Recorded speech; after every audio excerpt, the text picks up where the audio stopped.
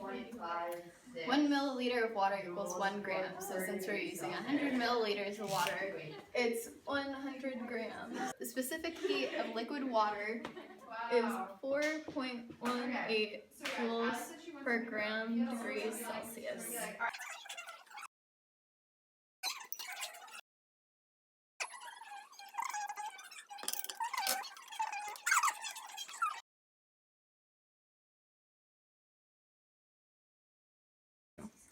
To calculate the calorimeter constant, which is the capital C of the calorimeter, you do the Q of the calorimeter, which Q is heat, over delta T, the change in temperature. And the Q of the calorimeter is equal to the Q of the H2O at room temperature minus the Q of the warm water. The Q of the H2O room equals the mass times the specific heat times the change in temperature. So we plug in 100 grams for the mass, and then we plug in 4.18 joules per gram degrees Celsius for the specific heat of liquid water, and then we plug in the final temperature subtracted from the initial temperature, and we get 5,643 joules.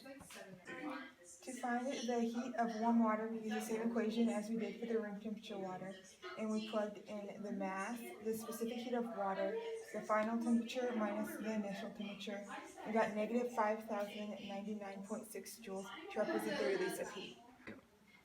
To find the heat of the calorimeter, we plugged in the values that we just got, and we ignored the negative on the heat of the warm water, and got 543.4 joules.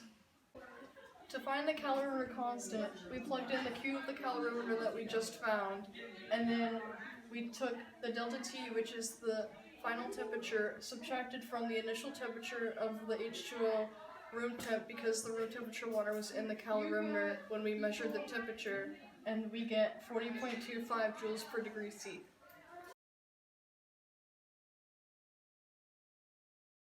In part 2 of the lab, we are trying to find the specific heat of the unknown metal. First, we have to mass the metal.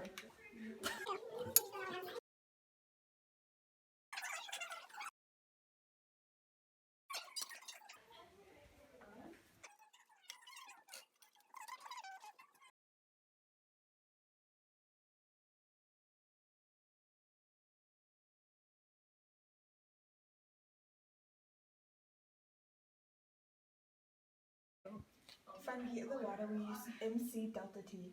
We plug in the mass, the specific heat of water, and the final temperature subtracted from the initial temperature, and we end up with 1,755.6 joules. To find the Q of the calorimeter, we take the equation from earlier and solve it for the Q of the calorimeter. So we have the Q of the calorimeter equals the calorimeter constant times delta T. So then we take 38.3 joules per degree C, which is the calorimeter constant, and the number is different because from part 1 we took multiple trials and found the average. And then we do the change in temperature, and we get 160.86 joules. Okay, so now we have to find the Q of the metal. So the Q of the metal equals MC delta T, but we do not know C. So we take this equation and plug in what we know. So we know the Q of H2O added to the Q of the calorimeter, and we use MC delta T and plug it in here, because that's equals to the Q of the metal. So we have 54.6 grams of the metal that we massed earlier. And then we have the C, which is the specific heat of metal, which is what we're trying to find. Then we have the change in temperature here.